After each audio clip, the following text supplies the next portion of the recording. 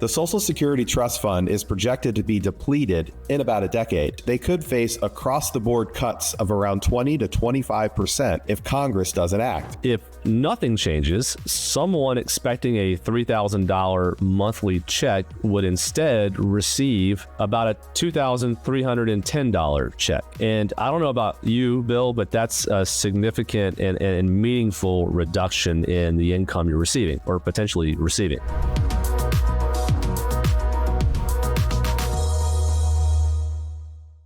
Welcome back to Retire Stronger, episode 36. I am Bill Kearney, and alongside me today, as always, is my friend and business partner, John Foard. And today, we're tackling one of the most important and really what we believe is one of the most uncertain topics in retirement planning, Social Security. Now, this program has been the cornerstone of retirement income for generations. For most retirees, it makes up between 30% and 50% of their income. But here's the reality. The Social Security Trust Fund is projected to be depleted in about a decade. And while benefits won't vanish, they could face across-the-board cuts of around 20 to 25% if Congress doesn't act. That uncertainty, combined with proposals like raising the retirement age, means testing benefits, or changing cost of living adjustments, has people wondering, how do I maximize my benefits in this environment? So that's the heart of today's conversation. We're going to cover the current state of Social Security, walk through the reforms being debated, and then dive into the updated strategies you should be thinking about if you're approaching retirement or you're already in it. John, welcome. Say hello to the listeners. Good morning, everyone, or afternoon or evening, depending on when you're listening to this. It's good to be back with you, Bill, as always. It's very unusual, though, for me. I think this is only the second time you've done the intro to an episode, so it feels very strange for me not kind of, leading us into the discussion, but you did a great job, buddy. Thanks. Nobody threw any tomatoes at me, so I feel like I might have done a good job, but we're talking about this, the topic of Social Security, John, here. I think you said this is a 7 to 8 hour podcast straight through. Is that right? I mean, we can try to get it down to like 6.5, but we're going to have to rush it really fast. Right. So with that said, let's just dive right in. Let's kind of talk about where the state of affairs are, where the state of the system is currently right now. And let's just kind of set the stage with the numbers. The Social Security Administration's 2024 Trustees Report shows that the combined Old Age and Survivors Insurance, which is the OASI Trust Fund, is expected to run out of reserves by the year 2034. At that point, payroll taxes will still cover about 77% of the promised benefits. So, if nothing changes, someone expecting a $3,000 monthly check would instead receive about a $2,310 check. And I don't know about you, Bill, but that's a significant and meaningful reduction in the income you're receiving or potentially receiving. So why is this happening? Well, a few key reasons. One, demographics. In 1960, there were 5 workers paying into the system for every retiree. Today, it's only about 2.7 workers per retiree. That's almost dropped in half. By the 2030s, it'll be closer to 2 to 1. So that's a big deal and a big reason why the reserve fund is getting depleted so quickly. The second reason I would say would be longevity. In 1940, when Social Security started paying benefits, the average life expectancy was age 63 for men and 67 for women. We've joked on this podcast in the past about Social Security and about how life expectancy were in those ranges and you had to be a minimum age of 65 to receive your benefit, and how the joke was kind of always on us. And it was. And folks, believe me when I tell you, the government, they do things for a reason.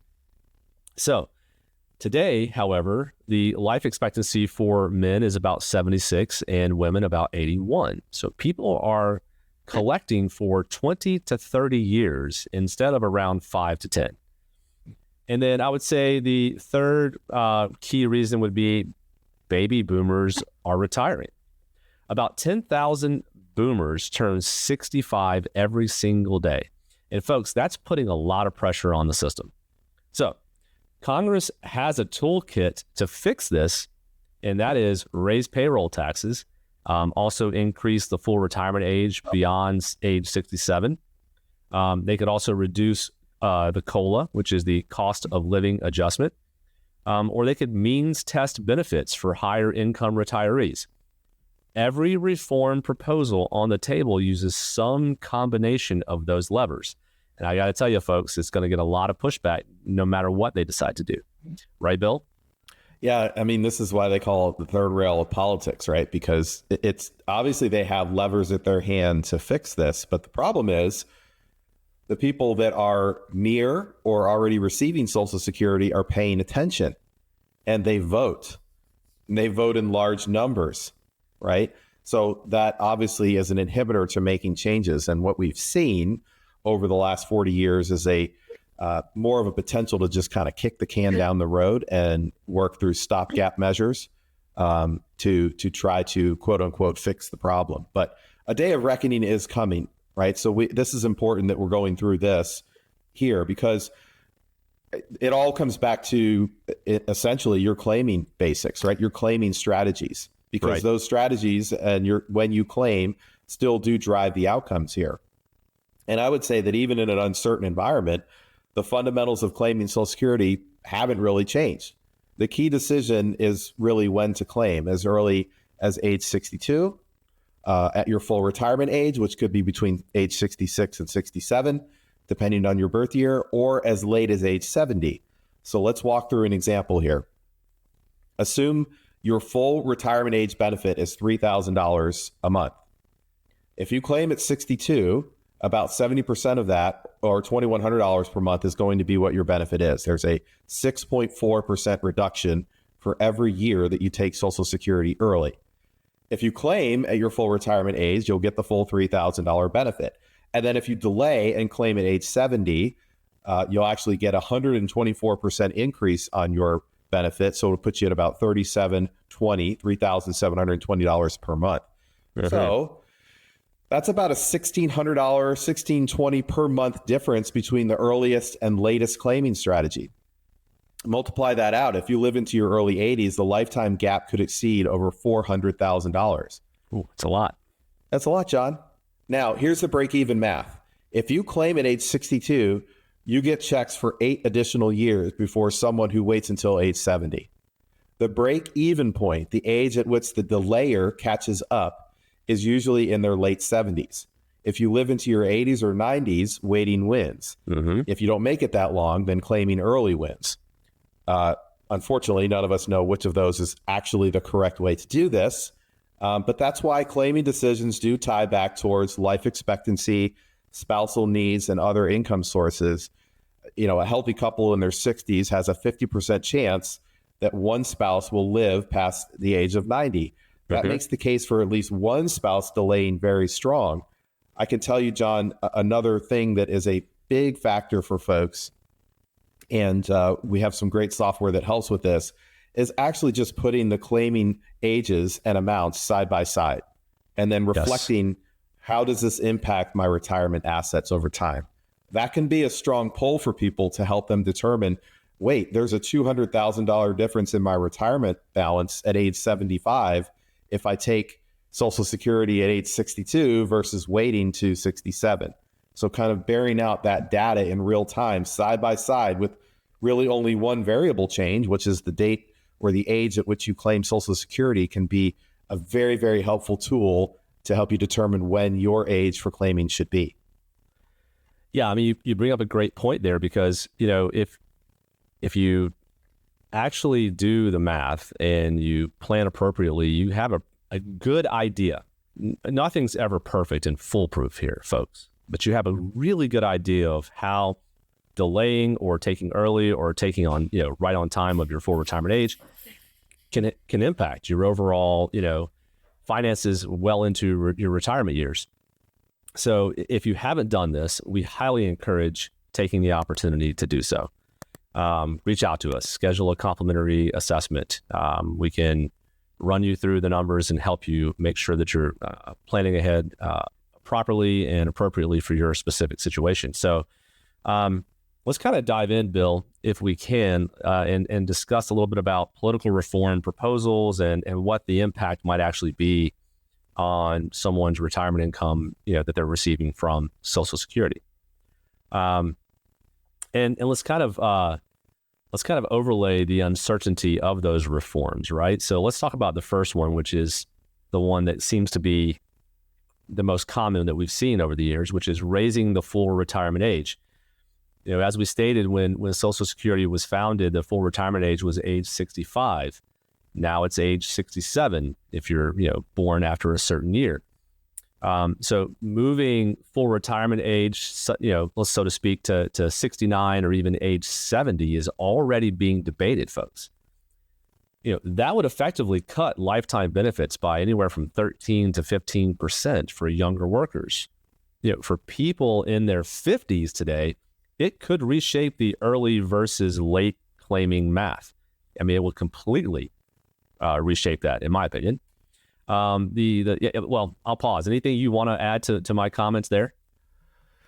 No, you're exactly right, John, but that doesn't even get it close to a relational age that it was when it first started, right? I mean, if you actually wanted to make it a one-for-one trade to where it was in the 1930s when Social Security started, you'd probably have to raise that age to like 83 or 84, right? And obviously what that illustrates is that over the decades, it just hasn't kept up with the increasing lifespan that we're now seeing.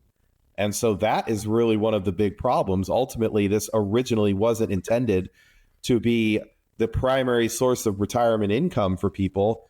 And it has been for millions of Americans up to this point. And that's kind of the quandary that we find ourselves in. Yeah, I agree. And moving on to the next topic I was going to share here was like means testing benefits. Several proposals suggest reducing or phasing out benefits for retirees with incomes above, say, $100,000 or even $200,000. For higher income professionals, this means how you structure your retirement income, Roth versus traditional versus taxable accounts, right? How you structure that could determine how much of your benefit you actually get to keep. And that's a big deal. And we talk about it all the time. We joke about how we talk about Roth IRAs and Roth conversions quite a bit on this podcast. And I don't think we've had a single podcast that has been recorded to date where we really haven't mentioned Roth IRAs or Roth conversions in some way, some fashion. But structuring your assets in different locations, right? Asset location is key. Could end up having a huge impact on your take-home income if means testing benefits were to be enacted. And then, Bill, it looks like you may have wanted to add something to that. Nope, I think you covered that one really well. I think. Okay, cool. Yeah, no, go right ahead. All right, you just gave me that look like you had something you wanted to say, so I wanted to give you the opportunity. How about let's talk about changing the cost of living adjustment. Right now, benefits are being adjusted using CPI-W. And a switch to chained CPI, which grows slower, could reduce benefits by anywhere from 5 to 10% over a 20-year retirement. So, for example, a $3,000 monthly benefit with today's COLA formula might grow to $5,400 per month by the 20th year of collecting the benefit. With chained CPI, it might only reach $5,000. That's $100,000 plus lifetime difference when you do the math, depending on how long the person might live, right? So, again, could make a huge impact on your benefit long term. And then I would say the fourth, possible change or reform that could come down the pipe would certainly be payroll tax hikes. Some proposals that we've seen propose to lift the wage cap. Currently, it's at $168,600 of income in 2020. That was the cap in 2024. That doesn't directly affect retirees, but it speaks to the political reality. Higher earners are always in the crosshairs. So they could raise the amount that they are taxing you on for Social Security benefits and what you're paying into the system. At the end of the day, no one wants to see their taxes go up. And, again, these reforms that are potentially coming down the pipeline are why claiming strategies can't just look at today's rules. They need to be flexible enough to adapt if the rules shift. And Bill, I know you may want to kind of tie that up with a nice bow, but anything you want to add to what I just kind of went through? No, but I mean, it just harkens back to what we always say is how these things tie together. And, look, there are updated strategies that can be used for maximizing your benefits, but it all comes back to proper planning. And proper planning is where this really gets powerful. So let's walk through some of the updated strategies here. So, for example, I would say longevity insurance through delayed claiming. So especially this one especially comes into play for high wage earners and the high wage earner's spouse. Waiting till age 70 maximizes the survivor benefits. If one spouse passes away, the survivor keeps the larger benefit. That's often a deciding factor whether a widow or widower lives comfortably or struggles unnecessarily, really, in this case. So spousal coordination, it kind of ties into this as well. One common approach is for the lower earner to claim early, providing income now, while the higher earner delays. For example, we had a couple, John, where the wife's benefit at age 62 was right around $1,200, and the husband's benefit at age 70 was $3,800. So she claimed early, he delayed, and together they balanced cash flow with long-term maximization. That is something that's becoming very common, at least in what we're seeing, and provides a great amount of peace of mind as well in that part of it. So spousal coordination. I would say the next one is tax smart claiming. Remember, we've got provisional income brackets here to think about. This is a separate calculation that the IRS uses to determine how much of your Social Security benefit is going to be taxed. So in large cases now, what we're seeing, up to 85% of Social Security is taxable. By delaying Social Security and instead drawing from IRAs in your 60s, especially IRAs that have been properly balanced using the Roth conversion strategies, John, that we've discussed in the first 75 episodes of our podcast, you can keep taxable income controlled. Right? So do the Roth conversions if they make sense, and later enjoy lower taxation on your benefits. For one couple we modeled, this strategy reduced lifetime taxes by $270,000. Yeah, I have seen projections that we have run that run into the millions as far as savings are concerned on this as well. So tax smart claiming is huge. We are big on tax optimization. We get up in the morning singing tax optimization, and we put our heads on the pillow at night singing tax optimization. It falls into line right here with Social Security as well. And then I'd say the last one in this particular area, although this is not a complete and inclusive list, would be scenario stress testing. So, what if benefits are cut by 20% in 2034? What if COLA adjustments slow down, or they do change to the way they're calculating COLA methods? And John, I know you mentioned the CPIW, which if you go and research that, folks, it is confusing. I think it's intentionally confusing as to how COLA would be used in that method going forward. What if means testing kicks in? Well, we model these what ifs in retirement planning software that we use so clients know how their plan is going to hold up or potentially hold up, right? And often if it's the tax line, the tax flexibility, not just the claiming date that makes the big difference here. It's the tax flexibility that helps people decide when and how they're going to claim. So that's a lot to say there, John. Anything you want to add into those strategies that we discussed? I mean, only just, to kind of take it into the scenario of talking about how to integrate this with the bigger picture, right? I mean, let's just be honest. Social Security doesn't exist in a vacuum. It interacts with every other part of your financial plan, and you have to make sure you consider it and do your homework and do the math and plan it out in order to make the most informed decisions. And notice I said that very carefully. I didn't say make the correct or the right decisions, but but to make the most informed decisions, because there's no way to predict where this is headed. No one has an answer right now, and there's a lot that can go into this over time.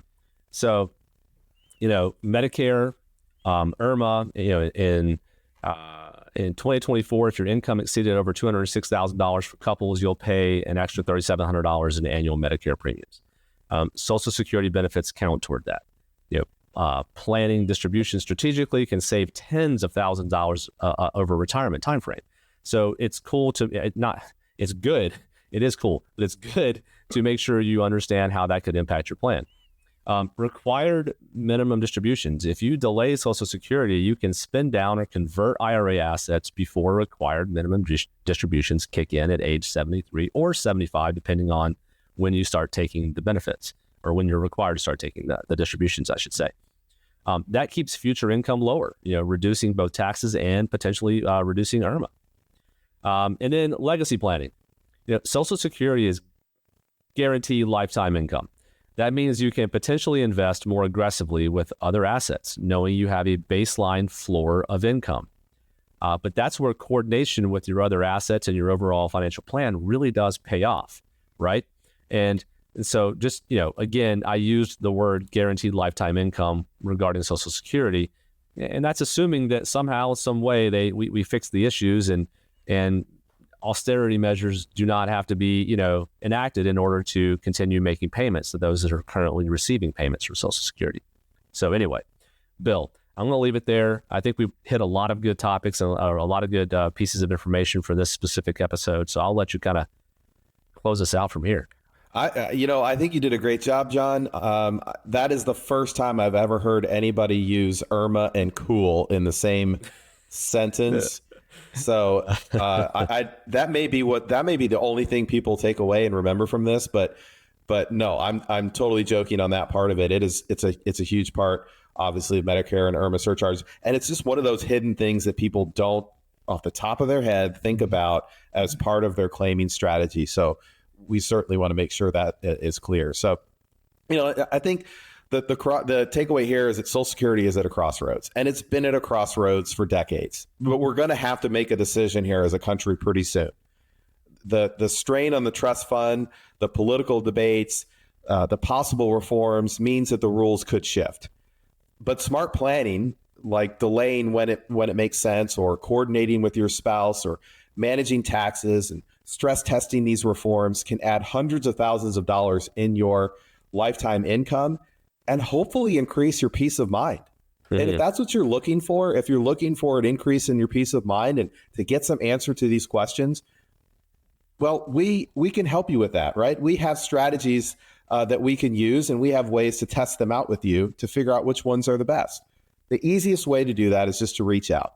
You can call us directly at 704-469-0200. Visit us on our website, right? If you just want to explore and maybe look around, kind of kick the tires on us a little bit, go to crownadvisorgroup.com. That's Crown Advisor, ADVISOR, group.com. Check us out. You can take an online complimentary assessment there, and someone will reach out to you from there and figure out a time for us to get together and discuss more about your questions and concerns. And don't forget, please follow Retire Stronger on your favorite platform, whether it's Spotify, Apple Podcasts, Amazon Music. You can watch us on YouTube. So that you never miss an episode, be sure that you hit the like and subscribe button. But overall, folks, thanks for joining us today. We know these topics can be difficult to navigate through, so we appreciate you sticking with us through this one. We'll see you next time on Retire Stronger.